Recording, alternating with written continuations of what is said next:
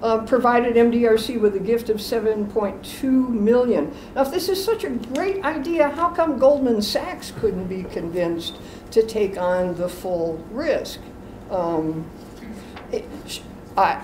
With due respect to McKinsey saying that, you know, this idea will continue on it ad infinitum to depend on philanthropy and social do-gooders with a lot of money, go back to the scale of the problem. How much of that problem is going to be met by that particular sector of investors? I mean, if we don't get to finance first investors or retail investors, how far is this going to go in terms of what we really need to be doing about making major changes in our criminal justice system?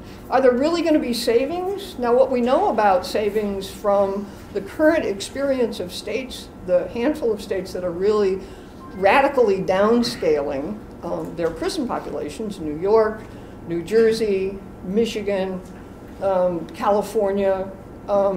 In Michigan, for example, during the Granholm administration, the state, in a relatively short period of time, did some massive downscaling and closed some 17 prisons and work camps and facilities operated by the Department of Corrections, and saved no money. The budget kept going up for the Department of Corrections. McKinsey says some of the budgetary savings may arise from future cost avoidance.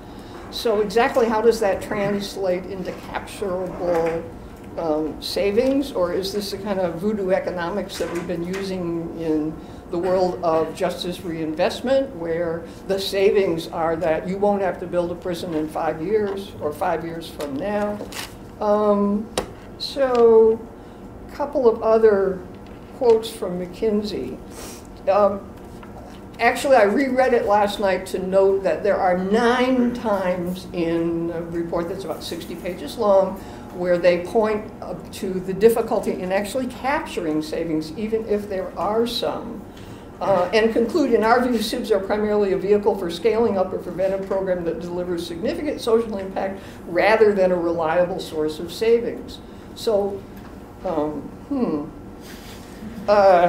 a SIB might reduce the need for beds among a specific group of targeted constituents, for instance, but government could decide to fill those beds with new populations, right? I mean, let's think about introducing a criminal justice SIB in the state of Louisiana, right? Up against all those sheriffs, up against all those private prison companies. And the most revealing piece from the McKinsey document, for me, that really crystallized it was, one presumes, particularly from the language, and there's so much in the report that's encouraging, that when they got around to a pro forma analysis, they would pick something that would be really robust and encouraging, but they didn't. Their pro forma analysis was based on findings from the Washington State Institute of Public Policy. They picked functional family therapy, which is one of the really high-rolling evidence-based program models. They invested, at least hypothetically, in it because there were 13 studies documenting that over a 15-year period, youths participating in FFT have a recidivism rate drop 25 to 60% lower than kids who didn't get in families. I should make it clear that one of the reasons that FFT is so such an encouraging evidence-based model is that it isn't just about the kids, about the whole family and much more of a wraparound kind of intervention than what we're doing here in New York. Now, so what they found was, using the best available data, was that their hypothesis was that FFT would be delivered to 4,500 youths over 3 years, one cohort of 1,500 15-year-olds per year. Now, FFT would, in that mode, break even in 8 years if the government simply funded it. But factoring in the costs of a SIB, there wouldn't be a break-even point, and real savings to be passed on to investors within 12 years because of the high overhead costs of, adding in the SIB piece. And then they say, we doubt that a 12-year SIB will be palatable to investors, government, or other stakeholders in the near future. We expect that 4 to 6 years will be the longest time frame an early SIB is likely to stretch. So best foot forward from McKinsey, and their pro forma isn't marketable. So what's really going on? This seems to me like much ado about very little. And I had a sense of deja vu all over again. When was the last time there was this much buzz about something that hadn't even really happened yet? And I was reminded of, going back to the 70s. I mean, I've been involved in this stuff for many, many years, and I was doing criminal justice reform work before there was a prison boom. And there was a great amount of growing enthusiasm from Attica forward to be really critical of, why are we locking so many people up? Isn't there a better way? The National Council on Crime and Delinquency, headed then by Milt Rector, had signed on and were promoting a national prison moratorium program. Let's not build anymore, let's figure out let's test some stuff that we should be doing instead. And along comes the 80s, and suddenly, what to say? This stuff just smells very neo-Libby to me. Maybe the too good to fail idea is coming into like too good to be true. At any rate, so why are we calling it a bond? I mean, with due respect, that pay for performance or pay for success is probably a better thing to call it. Still, you pick up the New York Times and it's a social investment bond. I think the buzz is very much connected to the terminology here. Polly Toynbee wrote a critique of the Peterborough notion when it started, called them subprime behavior bonds, right? Which is like one step short of credit default or behavioral default bonds. And she also pointed that what the Labor government had been doing with the need to invest in evidence-based programs had been based on the family nurse partnerships, and the Labor government had actually set out a vision of creating 3,500 Sure Start children's centers. And then along comes the conservative or the Cameron government, and now we're talking about SIBs. And the projected budget for actually replicating by the government family news partnerships just sort of evaporated. So if I have a few minutes, let me just say. 2 minutes. 2? Okay, so 1 minute on each final point. Let's get real. I mean, the SIBs idea is pulling us back to a notion, and with all due respect to program interventions and doing good things with kids who really need a lot of good things done for them and their families and their communities and their neighborhoods. SIBs is pulling us back into a notion that more programs mean fewer prisons.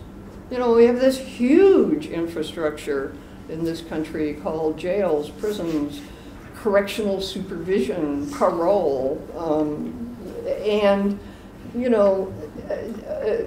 what we're seeing with, again, a handful of states that have been really taking steps, or at least letting nature take its course, since crime is down. If the criminal justice system doesn't compensate for that decline, prison populations will go down. We're looking at interventions that are about policy, changing laws, repealing mandatory minimums, having the police do something more constructive than, stop every black and brown kid, search them, frisk them, and if they've got some drugs, arrest them and bring them into the system. Educating probation and parole officers that, when somebody is like turning in a dirty urine, it may not be make a lot of sense to revoke their parole and send them back to prison for 5 years, et cetera, et cetera.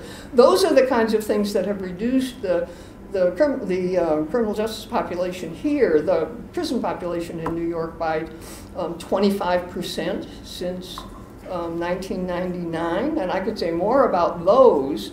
But now suddenly, again, we're distracted. The last time, going back to deja vu, the last time I remember this kind of buzz about something that wasn't even happening yet goes back to the early 80s, when we started hearing that the problem of the terrible conditions in our prisons and the human rights violations entailed in caging and warehousing people for long periods of time would be solved not by a moratorium and taking a good look at what else we could be doing that would be more effective, but rather by a wonderful new idea called private prisons.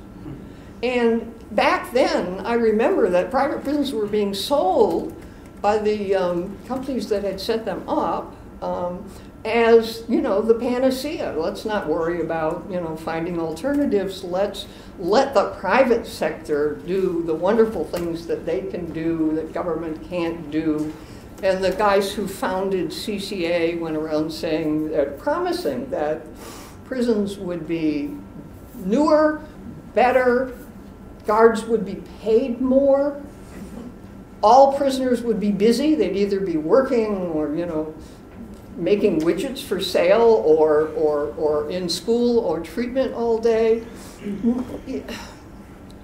How much of that ever came, you know, I don't know what to say about that other than that I did pick up on your phrase about performance-based contracting on steroids.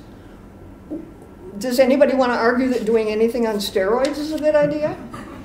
I have some questions, but you know, I've run out of time, and the last thing I wanted to talk about was, isn't there something that's better yet? Isn't there a better way? After I read the McKinsey report, I immediately remembered that in Maryland, you know, in 2005, the state and the philanthropies down there had come up with an idea that was fairly simple. Sorry for my iPad. Can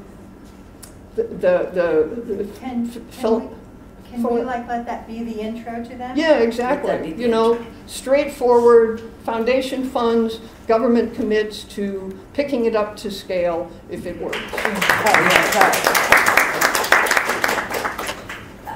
So from the curmudgeon to the eternal optimist. And my work in this is from the perspective of a community organizer. Not a researcher. We look at research. We like data. We think data is very compelling, and we know we need data to prove good results. I've worked for an organization in Baltimore, Safe and Sound Campaign, and we spent the first 8 years of our life organizing people and bringing folks together, looking at strategies and figuring out basic citywide strategies so people, all humans, could grow up safe, healthy, and educated just by design of our public policies, period. So we didn't have to fix, remediate, incarcerate. Just couldn't we do that? Because we kind of had a bad start as a country. And because of that, we've had lasting policies of discrimination. And so we won't discuss that, but that really screwed us up.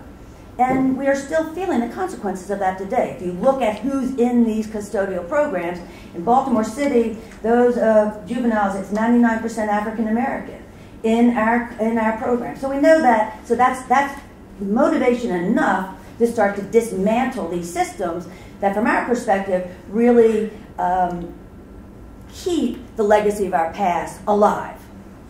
That's done.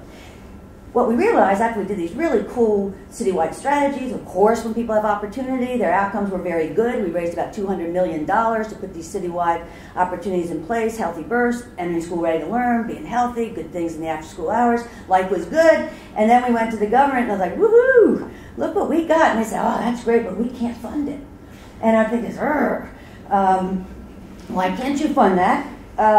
And blah, blah, blah. So in a sense, when Johnny said, why doesn't government, or maybe you don't know, fund FFT program when they know it's better? From our perspective, we don't know why they won't do it, but they don't. So that's where we started. And we looked around and said, well, where the heck is the money? Because we weren't going to get a tax pass or any of that kind of jazz, although we support those kind of cool things. What we found out was the money was in these remedial fix-up systems. So our position is that all the money that's in these systems, again, from a community organizer perspective, but I think it would bear out in research, deprives the government of spending their money better and more equitably and more just. So you don't drive around cities and see some neighborhoods with no opportunity and others flourishing and some kids not being born healthy and others are and some kids not entering school ready to learn, blah, blah, blah. So we don't want to challenge Mayor Bloomberg, but I will. We came up in Maryland with the first of this type of reinvestment strategy. Now, we didn't call it a bond. We called it intentionally the Maryland Opportunity Compact. And the reason we chose the word opportunity, because we were making a statement that the reason we have so many people that need to be fixed and remediated is because they do not get the basic opportunity. So what we did, we're also very pro-government. We think government needs to spend their money to provide these basic opportunities. It's not for the private sector to do, it's surely for the private sector to make sure money's in the government to do so. And that, so and Mark will talk about from the government standpoint. I was trying to shield him, Judy, from some of your points. But he's a big boy, I'm sure he'll, we'll talk on the way home. But so it was just really simple. We started with foster care. Mark was actually an amazing, there were 3 people that really did it, and we just crunched numbers. Because what we knew was that the money invested in these systems, foster care, juvenile detention, and confinement, will you tell me when I have 5 minutes? Was spending a ton of money per capita. It would, generally, they were hurting the people more than helping, and then the folks came back to the communities and hurt the communities further deterioration. You got folks on the street corner, maybe being counseled by a cop, and the question is, why is the cop counseling? The other question is, why the hell is he on the street corner? If this person had basic opportunities, from our perspective, they would be working. So we have initiated, and you've got to see that this is it, 3 actual compacts with a formula for reinvestment, 1 in foster care, 2 in juvenile confinement, and, well, actually 4, and then 1 in prison. Now, our Secretary of State, Secretary for the Department of Prisons, really wants to do these kinds of activities and innovations for people under his care. It is his view, it's his job to lock people up, but it's his policy and vision that, or view, that folks do better when they're getting job training, when they're getting work release, so it's not easy to do a compact. I would certainly say it took us 2 years to get the first one. Because you got to crunch the numbers, because we really do want the money, and we really do want there to be savings. We're not trying to trick anybody. And there are savings, and I can answer questions about that, but I want to just make some observations. So we have these compacts. Aggregately, we've saved the state about $41 million. Reinvested back in is about $15 million. They're giving better opportunities to the people that would go into a system or stay longer at the point of crisis in their life. Our motivation, however, for doing the Opportunity Compact was to leverage the savings, particularly easy when it's a per diem. So if it's foster care and Mark runs the foster care home and the state actually writes a check to him and I'm no longer in there, that money is not going out of the state budget. So we actually can claim. But what we did, we negotiated a baseline. How much will the cost be avoided? We agreed on that. The state then the state agency would stipulate that this person would be in this institution, but for your Opportunity Compact, and then we go about our business. From the organizing standpoint, the going about our business is to make everything work. You get one little better intervention. So you're out, you get drug treatment, you get some case management, but that's just a tiny little, whew, I'm not in prison anymore. Then it's, helping you if you get a technical violation, helping you find a housing, connecting you to networks, which is what our organization endeavors to do. So I would say that the Social Impact Bond has a lot to learn from the Opportunity Compact, that they should vigorously study the results that come out of it. And the only difference, and so John, you said there was a profit making, and there is in the social impact, whatever it's going to be, and eventually be called for ours, and it is small. $2.5 million for foster care, $2.5 million for the public safety. It is a grant from the philanthropies. Now, I just want to make, am I good? I'm going to make a couple observations. I really enjoyed both of what you all were saying. So these will be sort of random, but it will go back to my basic point. John, you were saying that government doesn't really want to do this. And I'm thinking the providing services and good stuff. And my feeling is, well, that's too bad, because they got us in this pickle. In Baltimore, they spend $750 million, about, this is 2 years old data, to take custody of people from Baltimore City in foster care, juvenile confinement, and prison. That's just custody. That's not courts, parole officers, caseworkers, social workers, blue lights, dogs, none of that stuff. So that is a lot of money to keep a population in our city, primarily African American, in situations where their lives are just about ruined, and then they come back. So I think government has a huge responsibility, and as I said, we're very pro-government. I was really shocked by the return on investment for England. I asked Mark to do the math for me. If this works in England, they get a 40% interest on their loan, if that math is right. $5 million up front, $7 million back if you win. Now, from my perspective, if the money's big enough, we close 5 prisons, that's a huge amount of savings. That would be, and I'm just rounding up, Mark. Sorry I invited you. $33,000 a year for prison. The reimbursement that our compact gets, and that's about $99 a day. The reimbursement our compact gets is $14.50 a day, because we haven't closed the prison. So there's still guards and lights and heats and blah, blah, blah. Our secretary, beautiful human being that he is, allows us to get the variable rate. That's food, health insurance, blah, blah, blah. Even though that bed might be filled again. Our point is, of course it will be filled again. Of course. That's our policies. People get picked up. They got a little joint in them. You're African American, you were trying to sell. If you're white, I don't know. Your parent gets called, you go home. The point is,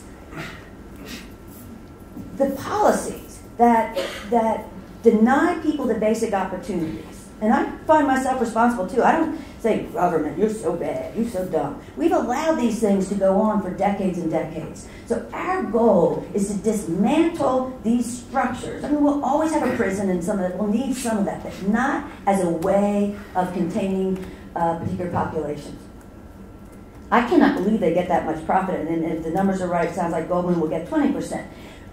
From our perspective, if you're a public agency leader, what's good about these arrangements is that as a public agency leader, my experience is you really want to do innovations. You've got ideas, you're smart. It's not like everybody in government's a dodo. But 2 things aren't there for you. One, you don't have the money to try something different. And you probably don't have the backing of the elected official who doesn't want to look like, oh my God.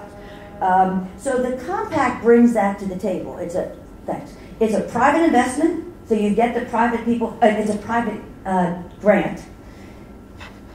Our organization signs the contract. The investor signs. The government signs. The state agency signs, and the Department of Budget and Management signs. So we're all there. We've got a formula. We have a policy team that governs with the leadership. I co-chair our policy team for what we call our Public Safety Compact with the Secretary of Corrections. That way we're always thinking, what's going on? I mean, we're a team. We're really trying to make these things work, and it is working. The other is that these things need to insure against risk. I agree, but what we have to put forth is sort of risk to whom? Because the risk every single day, by the way our state invests our public dollars, our tax dollars, harms thousands of people. They are at risk every day when a community doesn't provide the basic opportunities.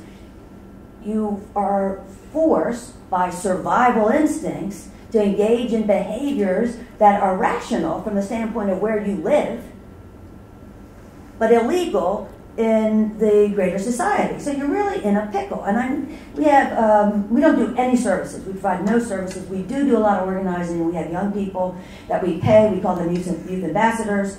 who help to educate the community what's going on, help to educate the community that there are choices. That's one of the reasons why our compacts, I believe, are so successful, because we engage a lot of folks in sort of rooting for it. You know, all right, you got a chance. Now what else can we do? We bring people together to network and just kind of load in any resource, sort of, you know, come hell or high water by any means necessary. So the statement is, should a social impact bond produce real cash savings? My response is absolutely. There are lots of good ways to reform systems do that. Our goal is to get the cash out of the systems that don't work. When we first did our first compact, it was under a Republican administration, and we hadn't hit the bad times. And the deal was, we hit success, and we save enough money. The first amount of money that was saved goes into sustaining the intervention. Then at the end of a year, or 2 years, we look at the net savings. So after the intervention was paid for, what was left? And the state agreed to give us 50% of the net savings. Now that money would have been used for youth development and those kinds of activities that give people the basic opportunities from Jump Street. The other thing I want to say, we do use evidence-based practices because we wanted the government to go with this. And also we want it to work. We want it to be beneficial to people. And so we used FFT and MST, and we combined it with an apprenticeship for juveniles. We've worked with a lot of researchers on what would be the intervention for folks getting out of prison earlier. The title, though, evidence-based practice, and John, you were talking about how do you evidence-based practice youth development? And it's sort of like, well, how do you evidence-based practice breathing or fresh water? It's sort of like the evidence-based practices are only applied to when we want to fix something, as opposed to, we did a big fight with the city budget of increasing money for just basic summer jobs for kids and after-school activities. And it was like, well, that's not an evidence-based practice, and we're not funding those anymore. And I'm thinking, well, it's a good evidence-based practice for human development. So we kind of look at, we're so set in fixing and remediating and correcting, because we start at the point. Our city budget is at a point, and we use this term racial profiling for one of the most insidious aspects of racial profiling, we believe, is in the development of our city budget. And we did an analysis of it. And we showed how much the city was spending in crime control and how much it was spending of its own operating money in basic opportunities, excluding public education, because that's a beast all of its own. And what we found, we could put the money in the neighborhoods. In the neighborhoods, poorer, primarily of color, were getting extra blue lights, extra cops on the street, and they did not have the kind of basic opportunities. I'll wrap up. I see some people looking at their watch in the audience, so I know that I must be going on. We think that social impact bonds, we do have a question. One of the funders in Baltimore said, man, have you heard about these social impact bonds? I said, yeah. I said, it's sort of like a compact, but there's a profit to it, and that's great if we can raise enough money beyond the 10 million. If we get someone to say, well, let's do 100 million, and we're really going to rock this thing. And yeah, you can get a big % return on your investment because there is so much money spent poorly. And I think that's cool. And I wouldn't call that the government's making profit. I would call that the government being just and fair and using our tax dollars in a good way. So I think impact bonds are something to explore. I think that if you're going to do this wherever you are, a compact enables you to do it at a smaller scale and save enough money to continue the intervention. Thanks. Thank you. When I spoke to Ann asked me to sort of talk about it from the, sort of the budgetary point of view. So this really started back in 2005, in the spring of that year. The governor's special secretary for children, youth, and families called me and said, I've spoken to your boss, the budget secretary, and he'd like you to be involved in this task force that we've been working with Hathaway's group, with some other agencies, with people from the Public Defender's Office, the Department of Human Resources. in this sort of policy team to begin sort of looking at a new way of helping kids or families that are coming into the foster care system for the first time. So we spent a lot of time that summer. I think I spent, it was 1 or 2 days a week going to meetings in Baltimore, and they were held at the one of the juvenile youth facilities. And so we all had to go in there and get checked in and sort of, kind of walk through the place to, have our meetings. And so we went, we had all those sort of policy meetings, and there was sort of another sort of smaller group of folks, sort of the research kind of folks, saying, here are the numbers that we're looking at, and here is sort of what we want to, make sure the budget department sort of vets, looks at, make sure that sort of the way we've gone about sort of calculating what the cost is of providing these services in the system that we have right now makes sense. So we have one of the arms of our Department of Human Resources, and it's an office that just focuses a lot on data. And so they were able to provide us a lot of good data about the amount of time that kids were staying in foster care when their families were coming in with a substance abuse issue. So these were first-time families, and the average at that point was something like 4 years. And so we worked with them. They got us the data. They had data over 5 or 6 year periods. We were looking at that. We made sure they were including all the sort of the right folks. Then we worked with the sort of financial people in the Department of Human Resources and said, what's the cost of putting a kid in foster care, and we looked at it because some of the kids were being placed in family foster care, but a large number of kids were being placed in much more expensive group homes. And so, we sort of put together sort of the cost based upon an average of a certain number of kids were going into group homes, a certain number of kids were going into a family foster care, and some kids were going out of state. And so we developed sort of an average cost.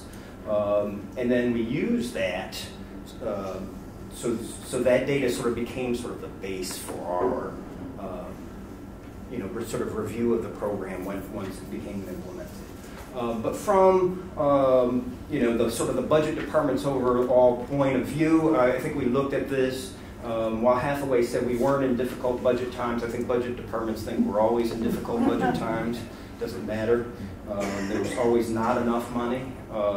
And so we saw this as sort of an opportunity to do something we might not otherwise do, because we had, the stream of funding to sort of begin providing these services in a different manner. So rather than sort of families coming in and going through the system, going to the courts, and being told you need to seek substance abuse services in order to try to get your kids back, we had a system that gave them a case manager and got them sort of access to these substance abuse services immediately.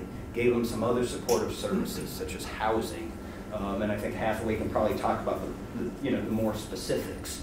But sort of got these sort of families and got them involved with the courts. I mean, we had the chief judge of the Baltimore City Youth Court was one of the sort of the members of the group. So there was sort of buy-in from the courts. There were public defenders there. So we sort of got sort of buy-in from everyone, and there were these sort of regular meetings with the families, their case managers in the courts, and that was sort of what sort of keeps sort of the, I don't want to call it the pressure, but keeps the, sort of keeps the reinforcement on the family about the importance of, following up with your services, meeting with your case manager, meeting with your regular old human services social worker on a regular basis, and continuing to make progress. So we looked at it as an opportunity to get sort of a program off the ground. There was sort of no state cost up front.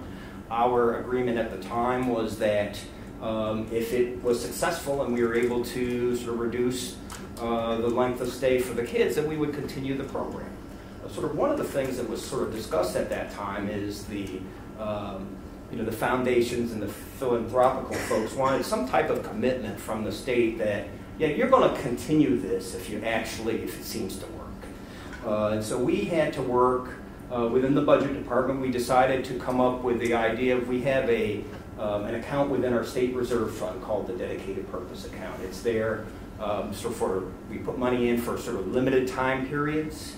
It's usually less than 3 years, and we thought, okay, so we can put some more money in there, and the nice thing about it is, because the fund allows the money to sit there for 3 years, and we didn't know how long this was going to sort of work through. It wasn't, at the end of the year, the money wasn't going to not be there, and it sort of gave the sort of reassurance to the foundations and to the folks putting up the money that we were indeed serious, that if it worked, we would continue. So after a year and a half, when we began the review, and the Casey Foundation was one of the organizations that we've used in the compacts to do some of the review, found that we had some success with the program. We were indeed sort of reducing the stay of kids in the system compared to the average that we had looked at. We did continue the money, so we have a process for moving the money out of that reserve fund. We put it in the budget of the Department of Human Resources to continue funding that program. Right now, we're in the process of doing a very sort of similar thing with regards to our public safety compact. So that was negotiated or signed in November of 2008. And once again, you can sort of see the timelines here. And I think one of the things that John said and Hathaway reiterated, these things take a long time to get from sort of start to even start. So we signed it in November of 2008. We really started providing the sort of case management services, really, and the work in the Department of Public Safety probably not till some point closer to beginning of 2010. So there was a whole almost year and a half in between sort of when it was signed and when it was started, and there's there's some difficulties, but this is sort of working with the agencies, making sure they have the data. They're working with Hathaway's group and selecting who qualifies for the program. It was for nonviolent offenders with sentence lengths of less than I want to say it was 8 years, 5 to 10 years. Who when we looked at this group, on average would stay in our facilities. I think it was 5.4 years. So it took a long time for Hathaway's group and the public safety just to figure out who the right people were.